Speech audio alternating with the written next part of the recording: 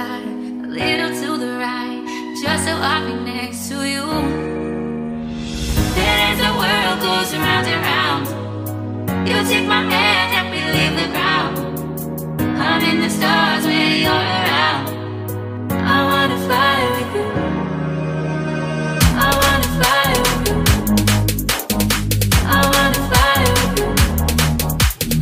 I wanna fly with you. I wanna fly with you.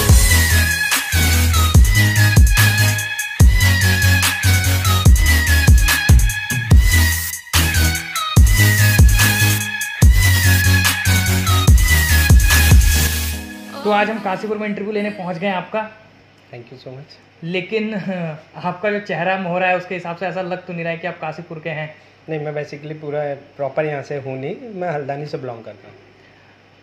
Haldwani से काशीपुर आने का क्या मतलब रहा? हल्द्वानी से काशीपुर आने का मतलब ये रहा कि जो मेरा डांसिंग का था यहाँ पे, आपने जैसे पता ही आपको कि नटराज डांस एकेडमी है, तो नटराज डांस एकेडमी मेरा डांसिंग है, प्रोफेशन और एक्टिंग। तो जो मेरे गुरुजी हैं वो सारे हमारे हल्द्वानी में ही हैं जिनसे मैंने सीखा है। तो मैं उनके अगेंस्ट कभी खड़ा होना नहीं चाहता, मतलब लाइक मैं उनसे कंपटीशन कभी नहीं करना चाहता। हल्द्वानी से रुद्रपुर, रुद्रपुर से किच्छा, उधर शिफ्ट नहीं हुए सीधे काशीपुर? गदरपुर भी शिफ्ट नहीं हुआ? जी, गदरपुर का तो खैर मेरे को इतना नॉलेज नहीं था कि जब हमें करते हैं ना, सर्वे करते हैं, बोलते हैं कि सर्वे करने, तो रुद्रपुर ऑलरेडी बहुत एकेडमी थी, इसलिए हमने रुद्रपुर खोलना पसंद नहीं करा। काशीपुर एक बेस्ट था। यहाँ पे दरअसल मैं एक जजमेंट में आया था, एक शो था, तो उसके जजमेंट में आया, तो यहाँ बच्चों को ना डांसिंग का क्रेज़ बहुत था, बट वो जो डांसिंग होती है ना वो नहीं थी उनकी बॉडी के अंदर, वो डांसिंग थी नहीं। इस वजह से मुझे यहाँ पे खोलना ज़्यादा बेनिफिट लगा। मुंबई शहर हर आर्टिस्ट के लिए एक बहुत बड़ा शहर होता है और हर आर्टिस्ट वहाँ जाना चाहता है जी। तो सबसे पहले जब जहन में आपका आया कि मैं मुंबई जाता हूँ या मुंबई शिफ्ट होता हूँ, तो क्या मूवमेंट रहा होगा? देखिए सर, जैसे आप बोल ही रहे हैं, खुद ही बोल रहे हैं कि मतलब मुंबई एक हर किसी का सपना होता है, और जिसे हमारा जो फील्ड है, हमारा डांसिंग, एक्टिंग, सिंगिंग, किसी का भी, तो वो मुंबई ज़रूर जाना पसंद करता है। तो मुंबई गए। कौन सा साल रहा था वो? मैं गया था सन 2002 में। 2002 में मुंबई पहुंचते ही जैसे आप ट्रेन से उतरते हैं जी, तो यहाँ की दुनिया और वहाँ की दुनिया में ज़मीन आसमान का अंतर आ जाता है। ज़मीन आसमान नहीं, मतलब ये मान लीजिए कि ये पृथ्वी और आप चांद, वो मुंबई चांद, ज़मीन आसमान छोड़ दीजिए, बहुत दूर है वो। उतरते ही ट्रेन से क्या क्या प्रोसेस स्टार्ट किया आपने? क्या प्रोसेस ये कि मैं कहीं अलग दुनिया में आ गया हूँ। सबसे पहली बात, जो आप ट्रेन की बात कर रहे हो ना, मुंबई आपने सुना होगा, लोकल, मुंबई लोकल। बिल्कुल बिल्कुल। तो बस सबसे पहला आपको एक वही प्लेटफॉर्म मिलता है जब आपने उसको एडजस्ट करना होता है, क्योंकि यहाँ लोकल है, यहाँ लोकल होता नहीं है। वहाँ पे लोकल में सर चलने का भी बड़ा अलग तरीका है। अगर उसमें स्ट्रगल कर लिया तो आधा मुंबई आधा स्ट्रगल तो खत्म। Right, you are right sir. आधा मतलब मुंबई में एक लोकल में जो इसने सर्वाइव कर लिया ना, तो वो आधा मुंबई में सर्वाइव कर गया। एक्टर बनने गए थे मुंबई? हाँ सर, एक्टर तो नहीं, पहले डांसिंग का ही अपना आजमाने गया था। जैसे आपने देखे होंगे शोज आते हैं डांसिंग के, तो मैं उसमें गया था पहले ट्राई करने के लिए एंड कुछ नया और सीखने के लिए। सबसे पहला क्या काम मिला आपको मुंबई में? मेरे को सबसे पहले मिला था सर, एक प्रोडक्शन पे काम मिला था मेरे को वहाँ पे। क्या काम करते थे? क्या प्रोडक्शन हाउस का नाम था? K9 production house. K9 मेरे ख्याल से कपिल शर्मा जी का है।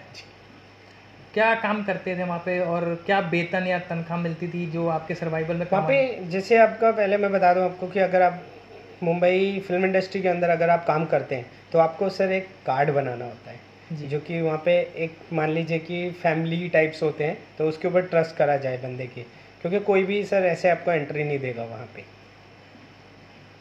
क्या सैलरी वगैरह मिलती थी आपको? सैलरी का तो वहाँ पे ऐसा नहीं होता, आपको मंथली आपके ऊपर डिपेंड करता है कि आप किस कैटेगरी पे वहाँ पे काम कर रहे हैं। 5-7 हज़ार 5000 पर डे। उसके बाद क्या रहा जनरली जब आपने K9 प्रोडक्शन हाउस को छोड़ा होगा? मैंने बहुत कुछ सीखा वहाँ से। उसके बाद क्या क्या काम किया आपने?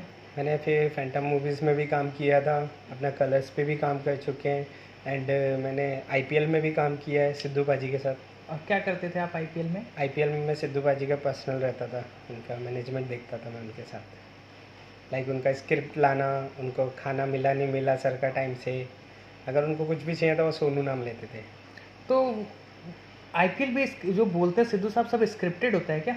यस, सब स्क्रिप्टेड होता है। उनके कहानियाँ और डायलॉग्स और सारे बनाते हैं। शायराना अंदाज सारा कुछ सब वो बनाते हैं, बट वो उनका एक ये बहुत अच्छा तरीका है कि जैसे अगर हम बैठे भी हैं ना, तो हम खाना खाते समय सिर्फ कॉन्सेंट्रेट वो खाने पे रखते हैं ना, बट वो नहीं रखते। वो अपना खाना खा रहे हैं ना, तो उनका दिमाग में चलता कुछ रहता है, खुरपात मचता रहता है। खुरापात मस्त रहता है, लाइक वही। तो कैसा तजुर्बा रहा? कैसे गुस्सैल इंसान है? नहीं, बहुत अच्छे हैं, बट अगर उनका कोई काम खराब हो जाए तो बहुत गुस्से वाले भी हैं। पता ही है आपको, पाजी हैं वो। डांट सुना आपने उनका? हाँ सुने, एक बार गलती हो गई थी, सुना था। बहुत जी, बहुत चिल्लाए? नहीं ज़्यादा नहीं चिल्लाए, बट फर्स्ट टाइम मेरा गलती था तो उन्होंने ज़्यादा नहीं चिल्लाया, बट डांटा था कि मेरा पानी खाने के साथ साथ पानी क्यों नहीं आया मेरा। क्योंकि वो ज़्यादातर अपने गले पे वर्क करते हैं ना, तो उनको हमेशा गुनगुना पानी चाहिए होता है। ओके। आपको पर्सनल बात बता रहा हूँ, हाँ हाँ किसी को पता भी नहीं होगा, क्योंकि वो ज़्यादा तेज बोलते हैं ना, तो उनका गला बैठने लग जाता है। देखा ही होगा आपने। बिल्कुल। तो उनका डायलॉग ही इतना हैवी होता है कि आवाज़ ही बुलंद होती है उनकी। सिद्धू पाजी के साथ आईपीएल में काम किया आपने। Right. K9 प्रोडक्शन के लिए भी सिद्धू पाजी काम करते, कपिल शर्मा शो के लिए। वहीं पे करते थे हम लोग, साथ में थे। तो मिलना दो बार हो गया फिर आपका? हाँ जी। तो फिर बिल्कुल पहचान जैसा हो गया होगा। यस। मुंबई पहुंच गए आप जी। सिद्धू पाजी के साथ काम कर लिया, K9 प्रोडक्शन में काम कर लिया। इसके साथ साथ कौन से ऐसे काम रहे जो आप लगातार? कई सारे प्रोडक्शन हाउस होते हैं सर, जिसमें कि मेरे को वहाँ पे काम करना होता है। तो मतलब लाइक कैसा होता है सर, बहुत प्रोडक्शन हाउस खुले हैं, तो आप किसी भी प्रोडक्शन हाउस पे काम करने के लिए आप मांगने जा सकते हो काम। जैसे मेरे को डांसिंग के साथ साथ एक्टिंग का भी शौक लग गया था, चले गए थे हम लोग काम के लिए। डांसिंग और एक्टिंग, आपका पता चला था कि इंडिया गॉट टैलेंट किया था आपने जी। तो कहाँ तक था सफ़र हुआ? मेरा फर्स्ट टीवी राउंड हुआ था उसमें, क्योंकि मैंने 5 साल कंटिन्यूटी उसका ऑडिशन दिया था। तो फाइनली उन्होंने कहा सोनू इस बार बेटा आप आई जाओ। तो मुंबई कितने दिन रहना हुआ? मुंबई हमको 1 वीक। 1 वीक उस समय? हाँ, वो पर हमें उनकी टीम की तरफ से था। पुनीत सर जी, जो कि DID करते रहते हैं, राइट। उनके शायद कोई असिस्टेंट कोरियोग्राफर भी थे आप। जी, तो वो कैसा एक्सपीरियंस रहा उस समय? मेरा सर आप सोच सकते हैं कि अगर आप किसी भगवान को पूछते हैं और वो आपके सामने मिल जाए तो आपको कैसा फील होगा। बिल्कुल। तो सर वो डांस किंग ऑफ डांसिंग, ठीक है सर। तो सामने देख के ही सबसे पहली बात तो उनको थोड़ा, जिनको आप टीवी पे देखते हो और उनको फेस टू फेस, और फिर उनको आपको उनके साथ में काम करने का मौका मिले तो कैसा फील होगा। आप सोच विद्युत सकते हैं। जामवाल साहब के साथ भी काम किया है आपने। Right sir. वो क्या तजुर्बा है? बहुत अच्छा तजुर्बा रहा मेरे साथ सर के साथ में। फिटनेस के कॉन्सेंट्रेट वो बहुत अच्छे, मतलब फिटनेस के हैं, एक्टिव तो बहुत ही ज़्यादा हैं। लड़कियां भी मरती हैं तो मैंने सुना उन पर लड़के भी मरना चालू हो सर जाते हैं हम ही देखते मर ही। गए थे, अच्छा हम ही मर गए थे फर्स्ट टाइम देख के उनको। अच्छा। लड़कियां तो बहुत दूर की बात है सर, जब लड़के ही देख के मर जाते हैं उनको, तो लड़कियां तो क्या है। कौन सा प्रोजेक्ट था जिसमें उनके साथ था? Commando 2 movies. अच्छा, कमांडो 2 मूवीज। तो आप क्या देख रहे थे? कोरियोग्राफी देख रहे थे उनका? जी, डांसिंग कोरियोग्राफी थे उनका। मेन कोरियोग्राफर कौन थे उस समय? पुनीत सर। अच्छा, पुनीत सर कोरियोग्राफ कर रहे थे, आप उनके असिस्टेंट असिस्टेंट में कोरियोग्राफ कर रहे थे। तो मुंबई लगभग 3-4 सालों का सफ़र रहा आपका? सर मेरा कम 7 ईयर। 7 ईयर? जी, जिसमें कि बीच में मैं कंटिन्यूटी 4 ईयर कंटिन्यूटी रहा हूँ वहाँ पे, एंड में आता जाता रहता हूँ अभी भी। जी। तो ये जो सफ़र होता है मुंबई में रहने का, 3-4 साल का जो दौर होता है, जी इसमें जो खर्चे होते हैं जी। और खर्चे पूरे करने होते हैं, आपको एक रेंट देना है, आपको खाना खाना है, तो क्या इतना अर्न कर ले रहे थे कि दाल रोटी के संग चिकन? मैंने आपको बीच में पहले बोला था कि सर सबसे पहली बात, वहाँ पे एक कोई भी आप वहाँ पे जाएंगे तो आपको एकदम एंट्री नहीं मिलेगा सबसे पहले वहाँ पे। एंड सबसे पहले सर आपको वहाँ पे एक काम करना होता है कि वहाँ का प्रोडक्शन हाउस का कार्ड होते हैं। आपका एक्टिंग का कार्ड बनेगा, अगर आप एक्टर हो तो आपका एक्टिंग का कार्ड बनेगा, या आप डांसर हैं तो डांसर का, कोरियोग्राफी का, जो भी आप एवरीथिंग जो भी इसमें भी आप माहिर हैं उसका कार्ड बनता है फिल्म इंडस्ट्री के अंदर। तब उनको ट्रस्ट होता है आपके ऊपर कि हाँ आप जेन्युइन बंदे हो, आपके पास कार्ड है, आप ऐसे ही नहीं आ गए हो। क्योंकि सर बहुत बड़े बड़े एक्टर्स हैं, कुछ भी जान का खतरा रह सकता है, कोई भी ऐसे घुस जाए फिल्म इंडस्ट्री के अंदर, हो नहीं सकता ना सर। कार्ड कितने रुपए लगभग लगता होगा? डिपेंड करता है सर आप किस चीज़ का कार्ड बनवा रहे हो। आपने जो कार्ड बनवाया था उसमें समथिंग कितने रुपए का खर्चा होगा? 3 लाख ऑल कार्ड था उसमें? आप मेरा सारे ऑल का है, मेरा प्रोडक्शन हाउस है पूरा। कास्टिंग काउच एक बहुत फेमस वर्ड है वहाँ के लिए, राइट, जो मैक्सिमम लड़कियों के साथ होता है। जी। तो कुछ तजुर्बा? मैं सर इस चीज़ का मैं आपको बता दूं, ये जेन्युइन सी बात है कि सर देखिए आप मूवीज़ देखते हैं, बिल्कुल आप सब देखते हैं सर, ठीक है, उसमें आपने कॉस्ट्यूम्स देखे हीरोइंस के, सर आपने टीवी में देखा तो आपको क्या लगता है, क्या नाम बोलते हैं, सिर्फ वो एक ही बंदा शूट कर रहा है उस टाइम पे? नहीं, ये प्रोसेस तो आप समझाइए मुझे। चलिए मैं समझाता हूँ सर। वहाँ पे कैमरा मैन है, लाइट मैन है, प्रोडक्शन हाउस है, सारा सब लोग सर, स्पॉट दादा वगैरह सब होते हैं वहाँ पे, ठीक है सर। सबसे पहली बात जो होता है ना कि कास्टिंग्स में मतलब लड़कियों के साथ कुछ गलत होता है, दिस इज़ नॉट गुड, ये नहीं होता। बट एक ये ज़रूर होता है कि आपको अपनी शर्म छोड़नी पड़ती है। अगर आप शर्म करेंगे तो आप रियल एक्टर कभी नहीं हो। नहीं, मैं सिर्फ वो प्रोसेस जानना चाहता हूँ, कहते हैं कास्टिंग काउच, तो क्या डायरेक्टर की तरफ से एक असॉल्ट होता है या सेक्सुअली अब्यूसिंग होती है एक्टरों के साथ, या फिर एक बोला जाता है कि अगर आप देखिए, मैं वही बोल रहा हूँ ना सर आपको कि अगर आप शर्म करोगे तो आप कैसे पॉसिबिलिटी हो जाएगी कि आप काम कर लोगे।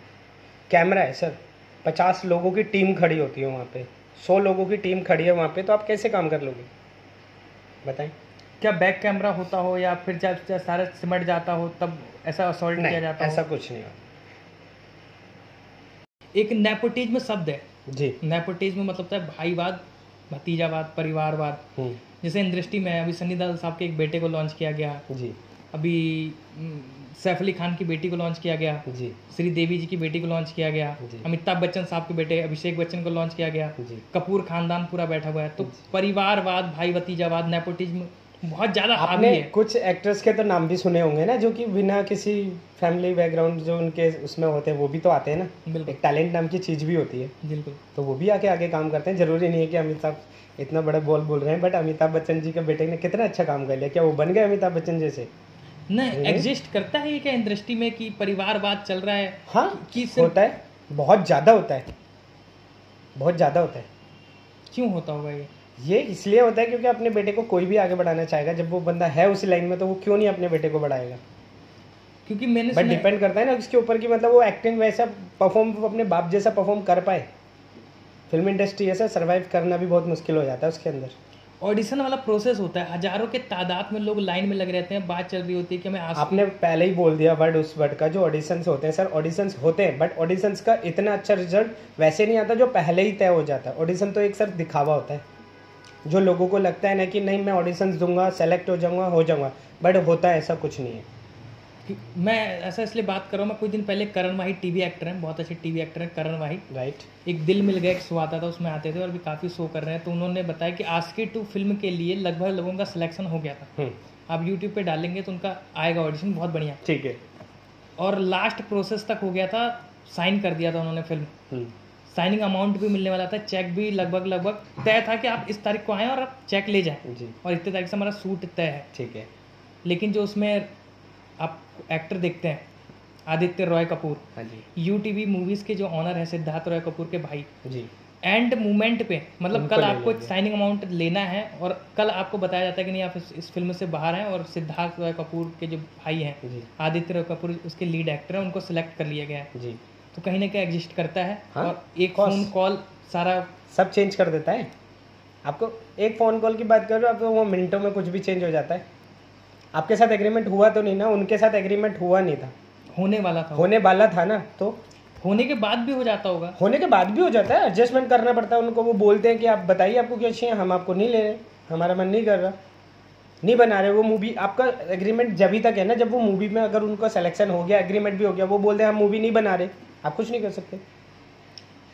मुंबई गए आप, कपिल शर्मा शो किया आपने, इंडिया गॉट टैलेंट के लिए बहुत स्ट्रगल्स किया। मैं आप इंडिया गॉट टैलेंट का नाम ले रहा हूँ, मैं इंडिया गॉट टैलेंट का नाम बता दूँ, मैंने अपने शरीर को पूरा बहुत गंदे तरीके से जलाया है। मैंने 50 कैंडल से स्टार्ट किया था और मैं 500 कैंडल पे पहुंच गया था। ये समझ नहीं पाया मैं। ये मेरा एक एक्ट था जो आप टी शर्ट उतार करके मैं पूरी कैंडल्स जला के उसकी वैक्स अपनी बॉडी पे डालता था, जो वैक्स होता है ना वो डालता था अपनी बॉडी पे। तो मेरा इंडिया गॉट टैलेंट में ले जाने का वो था, उसको मैं कंटिन्यूटी 5 ईयर्स से दे रहा था, कंटिन्यूटी ऑडिशन दिया मैंने उसका। फाइनली मेरे को 5 ईयर्स में मेरे को मौका मिला 5 साल के बाद। अब आप खुद सोच लीजिए, अगर मैं भी किसी ना सेलिब्रिटी का बच्चा होता तो मेरे को तुरंत पहले ही मिल गया होता। मेरे को ये 5 साल नहीं धक्के खाने पड़ते। फाइनली टीवी पे तो पहुंचने से वापस हो गया हूँ मैं। तो एक टैलेंट है जो एग्जिस्ट करता है और करेगा। जी, आप कभी भी हार मत मानो। जो आपके अंदर टैलेंट है ना, आप उसको हमेशा बढ़ाते रहो और अच्छा करो। और कभी भी ये मत सोचो कि अगर आप हार गए, आपके साथ कुछ नहीं हुआ ना, तो आप ये मत सोचो कि नहीं आगे कुछ हो नहीं सकता। एक एक्टर के लिए सबसे बेहतरीन मोमेंट होता है कैमरा फेसिंग। जी, जैसी कैमरा पहली बार आपने फेस किया, बहुत ज़्यादा घबराहट हुई। कैसा क्या क्या चीज़ें हुई? बहुत ज़्यादा घबराहट, पूरा कांप रहा था, बॉडी ऐसे वाइब्रेट कर रहा था, जैसे मान लीजिए कोई सूखा पत्ता नहीं कांपता हवा से, वैसे कांप रहा था मैं। और गलतियाँ भी हुई होंगी? गलतियाँ सर अनगिनत गलतियाँ, डायरेक्टर से गालियाँ खाई। फिर डायरेक्टर ने रखा या फिर? नहीं, मौका दिया, अच्छे डायरेक्टर थे भाई। मैंने बोल दिया था ना, मैंने सच बोला कि sir I am not professional actors, मेरा पहला है, तो उन्होंने फिर एडजस्ट किया। 7 साल तक मुंबई में, और फिर वापसी हुई आपके अपने शहर हल्द्वानी में। सर आप जब अब अगर ऐसा कोई बात पूछ ही रहे हो तो मैं आपको क्लियरिटी बता दूं, आपको मुंबई है, बिल्कुल ठीक है, मुंबई है सपनों का शहर, एक आर्टिफिशियल, ठीक है। आप रियलिटी मानो कि वो एक आर्टिफिशियल है। एंड मेरा काशीपुर उत्तराखंड, मेरा काशीपुर उत्तराखंड बिल्कुल रियलिटी रियल प्लेस है। यहाँ पे जो सुंदरता है वो आपको कहीं नहीं मिलेगी। बिल्कुल, मैं सबसे पहले बता दूं, मैं उत्तराखंड का बच्चा हूँ, मैं नहीं चाहता कि मैं मुंबई काम करूँ। मैं आपको रियलिटी बताऊं, जो वो मेरी मजबूरी है कि मुझे नेम फ्रेम बनाने के लिए मुझे वहाँ जाना पड़ता है। अगर मैं वहाँ नहीं जाऊँगा तो मुझे उत्तराखंड के अंदर भी कोई नहीं जानेगा, और मुझे कुछ नया सीखना है तो मुझे मुंबई जाना पड़ेगा। But my Uttarakhand is best place, मुझे यहाँ से कहीं जाने की ज़रूरत नहीं है। और मैं अभी भी अपना यूट्यूब पे काम कर रहा हूँ, मेरे उत्तराखंड के ऊपर को जितनी भी उत्तराखंड के अंदर की बेस्ट आपकी खूबसूरती है, नैनीताल हमारा उत्तराखंड में जितनी भी अच्छी जगह जगह प्लेस है, नौकुचिया ताल उत्तराखंड में, नैनीताल आ गया आपका, भवाली हो गया, भीमताल हो गया, इतने सारे ताल हैं, सब नेचुरल है और वहाँ पे आर्टिफिशियल है सब। तो मैं अपने उत्तराखंड को आगे बढ़ाना चाहता हूँ। मुंबई से उत्तराखंड आ गए जी, उत्तराखंड में वापस। आपने कुछ म्यूजिक एल्बम्स वगैरह किए, उनके नाम बताएंगे आप? मेरा एक ये अपना उत्तराखंड है भाई, रैप सॉन्ग है, और मोस्टली मैंने बहुत सारे गाने किए हैं, तो मैं अपने उत्तराखंड के अंदर ही करता हूँ उसको। पहली बार कब स्टार्टिंग हुआ होगा ये दौर, जब पहली बार आपने कोई काम किया प्रोफेशनल? प्रोफेशनल मैंने कुमाऊनी एल्बम से स्टार्ट किया था। कुमाऊनी? मेरा तभी से मन था कि कुछ भी हो, मैंने हिंदी प्रोजेक्ट भी यहाँ पे लाने हैं। माता पिता का सहयोग रहा इस लाइन में आपका? मैं आपको बता देता हूँ, पहली बात तो माता पिता मेरे 8 साल की एज से नहीं है। जब मैं 8 साल का था, स्टडी कर रहा था, 6 में था, तब से मेरे मम्मी पापा नहीं। तो आपके पास चॉइसेस थे, मतलब कोई रोकने वाला नहीं था कि आप किसी भी लाइन में जा सकते थे? Yes of course. गलत या सही चुनना आपके हाथ में था? वो मेरे हाथ में था, आपके ऊपर कोई ऐसा बैठा हुआ नहीं था कोई भी नहीं था कि आपको ये बताए कि तू बेटा ये कर या ये कर? जी। क्या नाम है आपके माता पिताजी का? चंद्र प्रकाश। पिताजी का? पापा का नाम है ना चंद्र प्रकाश, माताजी का? शकुंतला। अभी नहीं है दोनों? नहीं, दोनों क्या एरिया बैकग्राउंड था पिताजी का, क्या करते थे? ड्राइवर थे। ड्राइवर थे। इतना आप काम कर रहे हैं लगातार, 15 साल हो गए होंगे आपको? मेरे को 23 ईयर्स। 23 साल हो गए। 23 साल में से कौन सी चीज़ें जो आपको लगातार मोटिवेटेड कर रही है? हारना। डिफाइन करेंगे? अब वही मैं बोल रहा हूँ ना, अगर मेरे को जीत मिल जाए तो मैं उसको जीत के एक बार बैठ जाऊँ, उसके बाद बस फिर खत्म नहीं ना। बट मैं हारना पसंद करता हूँ। लगातार हार रहे हैं आप? लगातार हारते रहो, मैं और मजबूत हो रहा हूँ उससे। 23 साल से लगातार हार मैं रहे हैं? हार रहा हूँ, कोई इशू नहीं है। मैं जितना हारता हूँ सर, मैं उतना ही ज़्यादा मजबूत होता हूँ। मैंने कहा ना सर, मैं मुंबई से भी, मैंने सच बोलता हूँ, झूठ बोलता नहीं। पहली बात, मैं सामने वाले को साफ साफ सच बोल देता हूँ कि मैं सर पहला बार है, दूसरी बार है, तीसरी बार है, मैं ये हूँ, मैं ये करता हूँ, जो करता हूँ वही बोलता हूँ। जो नए यूथ मुंबई की तरफ आकर्षित हो रहे हैं, राइट, उनके लिए कोई संदेश? उनके लिए संदेश सिर्फ बस एक ही रहेगा कि मुंबई एक ऐसी छोटी मोटी जगह नहीं है। अगर आपके पास पैसा तो आप वहाँ जाएं। स्ट्रगल्स बहुत ज़्यादा है, 4-4, 5-5 साल लग जाते हैं सिर्फ जान पहचान बनाने में। वहाँ पे जान पहचान से काम मिलता है या टैलेंट से? जान पहचान से। रैपिड फायर हो गया एकदम से। आपने क्या सोचा कि मुंबई के अंदर टैलेंट नहीं है? बहुत ज़्यादा। सिर्फ बाहर से ही जाता है टैलेंट वहाँ पे। लेकिन जो बाहर से टैलेंट जा रहे हैं लगभग वहाँ जाके जीरो हो जाते होंगे वो। सर जीरो, आप खुद सोचो ना कि एक बिग अंडा और एक स्मूथ अंडा। डायनासोर का अंडा देखा है ना सर? डायनासोर का अंडा देखा आपने? बिल्कुल बिल्कुल। अच्छा चलो, टीवी में तो देखा होगा ना सर, हाँ, डायनासोर का अंडा हाँ, क्या होता वही है। देखा सर मुंबई का जो टैलेंट है ना, वो डायनासोर का अंडा, और जो और बाहर से जाता है ना, वो सर मुर्गी के छोटे से, एक वो चिड़िया नहीं बोलते सर, उसके छोटे से अंडा आता है। काशीपुर में शिफ्ट हो गए आप, बैक कैमरा बात चल रही थी कि आपका कुछ ख्वाब है यहाँ के टैलेंट को लेकर? मेरा सर यही है कि जितना भी यहाँ का टैलेंट है वो कांटेक्ट करे हमसे, और हमारे साथ ही उत्तराखंड को आगे बढ़ाए अपना। क्यों बाहर जा कर के अपने मगजमारी करनी? आज हमारे उत्तराखंड के अंदर क्या चीज़ नहीं है, आप मुझे बताइए। आपके यहाँ पे अच्छे खासे डायरेक्टर हैं, जिनके पास पूरा प्रोडक्शन हाउस है, और जिनके पास अच्छा खासा हमारी उत्तराखंड की गवर्नमेंट्स भी सपोर्ट करती है। ऐसा नहीं है कि सपोर्ट नहीं कर रही है, अच्छे बंदे मिले ना, उनसे जाकर के हमारी उत्तराखंड की सरकार जो भी है गवर्नमेंट वो सपोर्ट करेगी आपको। सब्सिडी वगैरह की बात कर रहे हैं आप? सब्सिडी भी सर, वैसे भी अगर मेरे को परमिशन लेना है, चलिए ठीक है मैं सब्सिडी नहीं ले रहा, मैं अपने पैसे से बजट से कर रहा हूँ, बट मेरे को एक परमिशन भी तो लेना पड़ता है ना, प्लेस पे जाके शूट करना होता है, तो उसका शूट में वो हमें कभी दिक्कत नहीं करते, ना ही उसका कोई चार्जेस। हम जाते हैं सर हमने ऐसा शूट करना है, तुरंत परमिशन हो जाता है। शादी हो गई आपकी? ये कुछ ज़्यादा ही आप डीपली जा रहे हो, ज़्यादा हो रहा है। फिर भी यस, मेरी शादी हो गई है, आई एम मैरिड। ओके। शादी हो गई हो तो बच्चे भी होंगे? बेटा भी है, बट इसमें आप जब पूछ ही रहे हो तो बता देता हूँ, मैं डिवोर्स हो गया, काफ़ी टाइम पहले मेरा डिवोर्स हो चुका है। एक अच्छे पिता बन पाए आप? मैं नहीं बन पाया। वजह? मेरा काम, फोकस, मेरा वर्क। क्यों लगता है आपको अच्छे पिता नहीं बन पाए? समय नहीं दे पाए बच्चे मैं को? समय नहीं दे पाता अपने बच्चों को, अपनी फैमिलीज को मैंने समय नहीं दे पाया, बस उसी की वजह से झगड़े रहते थे बीच में, तो हम लोगों ने अलग ही होना पसंद करा। बहुत सेंसिटिव मुद्दा था, ऐसी बात नहीं करना चाहिए, और आप भी सेंसिटिव हो गए। कोई बात नहीं सर, सुखी चलेगा। अभी जब आप पूछ ही रहे हो डीपली तो आप बताना तो ज़रूरी है। अभी आप क्या मिशन है आगे के, क्या प्रोजेक्ट्स हैं आपके? मैं आपको फिर बताता हूँ कि जो मेरे ऑल बच्चे हैं, देखिए मेरा मिशन हमेशा यही रहता है कि जो सामने से मेरे पास टैलेंट आए, ठीक है, उसको आगे बढ़ाना। उसको हम जो स्ट्रगल हमने किया है ना, मतलब 30 साल के 24 साल हमने जो स्ट्रगल कर दिया, वो सामने वाले बच्चे को हमने उसको 1 साल में 2 साल में पूरा करा दे, उसको उस प्लेटफॉर्म पे खड़ा कर दे। वो स्ट्रगल उसे फेस ना करना पड़े, उसको स्ट्रगल फेस ना करना पड़े ना, जो चीज़ वहाँ पे उसको जा करके फेस करनी पड़ेगी हम उसको पहले सिखाना दे।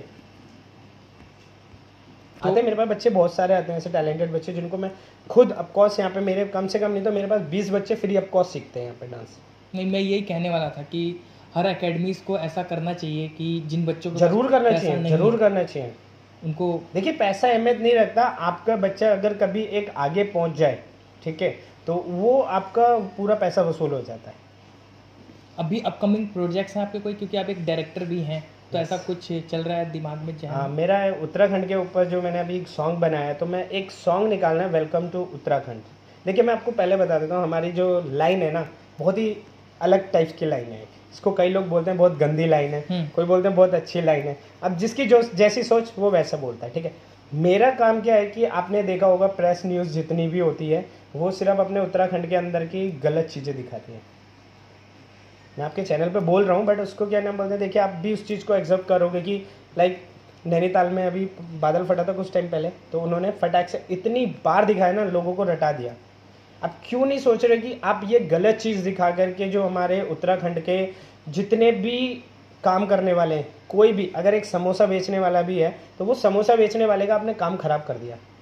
उत्तराखंड के अंदर कितनी वो होती है आपको पता है सर, कम से कम नहीं तो 8 साल पहले की बात बताऊंगा मैं, कितना अंग्रेज आता था यहाँ पे, बाहर से आता था, कितना अच्छा इनकम होती थी इनकी। हमारे जो पहाड़ के भाई बंधु हैं सबके, इनकी कितनी अच्छी इनकम होती थी। केदारनाथ में कुछ हुआ था, याद है कुछ दिन पहले आपको? बिल्कुल याद है? हाँ, या भूल गए आप? उसको इतना ज़्यादा दिखाया उसको कि मतलब बाहर से आने वाले टूरिस्ट तो बंद, तो हमारे यहाँ के लोगों के काम बंद, ठीक है।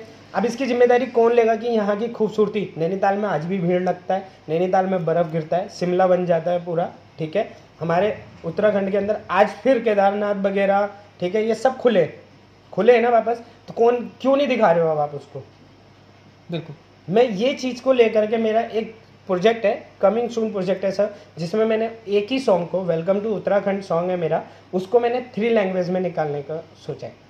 चल रहा है प्रोजेक्ट मेरा, बल्कि हमारे एक गुरुजी हैं छाबड़ा जी करके, हमने उनसे भी बात की है कि उनका जो कुमाऊनी मेरी, देखिए 3 लैंग्वेज में आपको पहले बता दूं, हिंदी, ठीक है, ऑल पब्लिक के लिए, इंडिया की ऑल पब्लिक के लिए हिंदी लैंग्वेज, कुमाऊनी अपना पूरा पहाड़ के लिए, प्लस इंग्लिश। उसी सॉन्ग को इंग्लिश में, भाई जो नहीं आ रहे उनको भी तो दिखाना है, बिल्कुल, और उनको उन्हीं की लैंग्वेज में समझाना है। सही बात है। तो मैंने अपने उत्तराखंड को चमकाना है। मेरी बात हुई थी हमारे गुरुजी, बहुत मतलब वो तो काफ़ी टाइम से हमारी बात करें, मेरी उनसे बात हुई थी एक बार, बीच में बैठे थे हम लोग साथ में, because सर मेरे को ऐसा एक प्रोजेक्ट है। कह रहे सोनू गुड जॉब, बहुत बढ़िया, एंड वो बहुत प्रोफेशनल एक्टर हैं, मैं बता दूं आपको, बट उन्होंने मेरे से सिर्फ इतना कहा, सोनू बेटा तेरे को हमेशा सपोर्ट है, कोई बिना चार्जेस के कुमाऊनी सॉन्ग मैं लीड करूँगा। मैं कहा सर मैंने दिया आपको गाना जी बिल्कुल। अब सर 3 ही है ना, अलग अलग डिफरेंट हो जाएंगे, 3 में अलग अलग चाहिए, ज़्यादातर लोगों तक आप कम्युनिकेट कर पाएंगे अपने उसके राइट सर, उसके माध्यम से हम लोग ज़्यादा जो बाहर भी अगर वो सॉन्ग चला जाए अपने इंडिया से बाहर, जो लोग नहीं आना पसंद करते हैं तो उनके पास भी जाए वो सॉन्ग। शायद वो मैसेज पहुंच जाए कि वहाँ की खूबसूरती को जरूरी नहीं है कि सर हर बार ही हो रहा है, मतलब हर बरसातों में वहाँ पहाड़ गिर रहे हैं, ऐसा नहीं होता। एक बार हो जाता है सर, हादसे तो होते हैं, प्लेन्स में भी हो जाते हैं, पहाड़ तो सर फिर भी लोगों ने बदनाम कर दिया पहाड़ को। मसाला के नाम पे सारा बस खूबसूरती खा गए, सब खा गए। सर अगर मुंबई बात करोगे ना आप ये बोलना मैं उत्तराखंड से आया हूँ, समझ जाएंगे, ठीक है। आप कभी ये बोलना रुद्रपुर से आए हो या काशीपुर से आए हो, रामनगर से आए हो, नहीं बचाएंगे। आप सिर्फ एक बार बोलना नैनीताल से आए हो। अच्छा नैनीताल से आए हो यार, बड़ा अच्छा प्लेस है, ऐसे एक्साइटेड होकर पूछते हैं ना वहाँ पे कि यार वहाँ तो ठंड बड़ी रहती है यार, वहाँ तो नेचुरल है यार। सर इतना खुशी महसूस होता है ना उस टाइम पे जब आपसे उनसे कोई इस तरीके से बात करता है आपसे, वहाँ पे बहुत दिल को सुकून होता है कि भाई हम कहीं अच्छी जगह से आए, जो ये लोग मरते हैं उस जगह को आने के लिए, रिस्पेक्ट करते हैं उससे, रिस्पेक्ट करते हैं उस चीज़ की। और हमारी उल्टा फिर हमारी रिस्पेक्ट होती है वहाँ पे कि अरे यार आप इतने अच्छे, अच्छा पहाड़ी हो। मैंने कहा हाँ। सोनू भाई आजकल हर आदमी मैक्सिमम आदमी यूट्यूबर हो गया है, आपको लगता है यूट्यूबरों का कोई भविष्य है? भविष्य बहुत अच्छा है। आज के टाइम पे आपने देखा ही होगा कि आजकल के जो हमारे पास प्लेटफॉर्म, पहले कभी आप पीछे पहुंच जाइए 5-6 साल पहले पहुंच जाइए, प्लेटफॉर्म कहाँ होता था बंदे के पास? किसके पास था अपने टैलेंट को दिखाने के लिए? या तो उसको खुद सामने जाना पड़ता था तब जा करके वो टैलेंट दिखता था, नहीं तो आज के टाइम पे यूट्यूब एक हमारे पास ऐसा प्लेटफॉर्म है कि आप अपना कोई भी डायरेक्टर हो वो अपना कुछ भी बनाए, अपना डाल सकता है उसको यूट्यूब पे और अपना कर सकता है फेमस उसको। एंड कोई भी डांसर, एक्टर, सिंगर्स जो भी है एवरीथिंग, वो अपनी एक्टिंग को उसको उस पर डाले, बनाए अच्छे से डाले, प्लेटफॉर्म बन जाता है। आपका भी यूट्यूब पे एक चैनल है, क्या नाम है चैनल का? मेरा जो यूट्यूब चैनल है sir Nataraj dance academy Kashipur के नाम से, जिस पे हम लोग काफ़ी सारे अच्छे सुंदर गीत बनाते हैं, गाने बनाते हैं, अपने यहाँ के अच्छे बच्चों के डांसिंग की वीडियो डालते हैं, एंड जो हमारे काम है सारा हम उसको उसमें यूट्यूब पे डालते रहते हैं। अपने बच्चों को आप प्रमोट करते होंगे उसके माध्यम से। भाई का चैनल है, क्या नाम बताया आपने? हाँ मेरा चैनल है नटराज डांस अकेडमी काशीपुर के नाम से, प्लीज़ सब्सक्राइब करें, जाएँ उस पर, और अच्छा लगे तो आप उसके गाने हैं उसमें जो आजकल के हम उत्तराखंड के ऊपर गाने बना रहे हैं उसके पर हम प्रमोट करने में लगे हैं, उसको प्लीज़ हमें सपोर्ट करें और उस चैनल को सब्सक्राइब करें, लाइक करें, और अच्छा लगे वीडियो तो आगे शेयर जरूर करें। भाई का चैनल है यूट्यूब पे, आपने सुन लिया होगा नाम, उसको ज़्यादा जल्दी जाइए वहाँ पे, फटाफट सब्सक्राइब कर दीजिए। भाई पहाड़ी गाने और डांस वगैरह के वीडियो, म्यूजिक एल्बम वगैरह लाते रहते हैं, उसको देखिए। और भाई एक फिल्में देखते होंगे आप? जी, जितने इंटरव्यू करता हूँ मैं लास्ट में ये बताता ही हूँ, फिल्में देखते होंगे आप, तो फिल्मों के लास्ट में लिखा आता है डी एंड। जी, फिल्में जब खत्म होती है तो फिल्में अच्छाई पे खत्म होती है, अच्छी एंडिंग हो जाती है, हीरो हीरोइन मिल जाते हैं, माँ बाप मिल जाते हैं, बेटा बेटी मिल जाते हैं, सब कुछ ठीक हो जाता है। तो उसके खिलाफ रहते हैं मैं और मेरा भाई। तो हमारे शो का टैग लाइन है जस्ट अ बिगनिंग, क्योंकि जब चीज़ें अच्छी हो गई तो वहाँ से तो चीज़ों की शुरुआत हुई है, राइट। और डायरेक्टर लिखता है दी एंड। चलिए वो उनका कॉन्सेप्ट है, लेकिन हमारे इंटरव्यू का कॉन्सेप्ट है जस्ट अ बिगनिंग। तो एक बार कैमरे में देख के बोल दीजिए just a beginning. Just a beginning guys. और मेरा चैनल है फिल्मी चाणक्य, एक बार बोल दीजिए कि सब्सक्राइब करेंगे आपके चाहने वाले। आपको मैंने अपने चैनल के बारे में बोला, भाई जी का भी चैनल है फिल्मी चाणक्य। फिल्मी चाणक्य। फिल्मी चाणक्य मतलब जानते हो ना चाणक्य कौन होता है? ये वही है, चाणक्य के दूसरे छोटे भाई आए हुए मेरे पास भी आजकल। ऐसे ऐसे क्वेश्चन पूछे ना सर, घुमा दिया इन्होंने, मेरे को बोलना क्या है। तो प्लीज़ इनके चैनल पे जाएं और आप सभी हमारे इंटरव्यू देखें, हमें भी सपोर्ट करें। और हमारा ये मैसेज उन बच्चों के लिए है जो सोचते हैं कि खाली मुंबई ही है। प्लीज़ ऐसा ना सोचें, मुंबई में ही आपका टैलेंट है, आप यहाँ पे भी दिखा सकते हो बहुत अच्छा। जिसके अंदर टैलेंट है वो कहीं पे भी आगे बढ़ सकता है, ज़रूरी नहीं है। तो प्लीज़ भाई के चैनल को सपोर्ट करें, लाइक करें, कमेंट करें, शेयर करें, प्लीज़ सपोर्ट। जय हिंद, जय भारत। आज हमारे साथ थे सोनू सागर भाई, जो actor, director, producer, writer, dancer, choreographer, मतलब मल्टी टैलेंटेड, और एक डांस एकेडमी भी रन करते हैं, डांस एकेडमी का ऑनर है। तो ये इंटरव्यू बहुत जल्द आप तक आएगा, देखिएगा, अच्छा लगेगा तो लाइक कीजिएगा, जितना ज़्यादा तक हो सके इसे शेयर कर दीजिएगा, क्योंकि भाई का जो स्ट्रगल है वो बहुत लंबा है। अगर वो लोग तक पहुंचेगा तो लोग उससे इंस्पायर होंगे, नए यूथ, नए टैलेंट को मौका मिलेगा। तो ज़्यादा से ज़्यादातर लोग तक ये पहुंचाइए। तब तक के लिए see you soon, just a beginning. Just a beginning. मैं आपको एक चीज़ और बोल दूं, जो भी प्लीज़ टैलेंटेड बच्चे, singer, actors, models, dancers and किसी को भी अदरवाइज हमारे इस चैनल के थ्रू में भाई जब आए हैं, अगर किसी को भी काम चाहिए आगे तो प्लीज़ कांटेक्ट करें, भाई से कांटेक्ट करें, भाई हमें आपसे मिलवा देंगे। नहीं, मैं इसके डिस्क्रिप्शन में भाई के चैनल का लिंक भी डाल दूंगा, भाई का नंबर दे दूं, जस्ट भाई का नंबर और भाई के ऑफिस का एड्रेस दे दूंगा। तो जो भी नए टैलेंट है भाई से डायरेक्ट कॉन्टेक्ट कर सकते हैं, कोई दिक्कत नहीं। प्लीज वेलकम, मेरे यहाँ पे हर किसी टैलेंट का वेलकम है, मेरे दरवाजे हमेशा खुले, कभी किसी चीज का एंड नहीं होता। क्या है अपना? Just a beginning। बिगनिंग।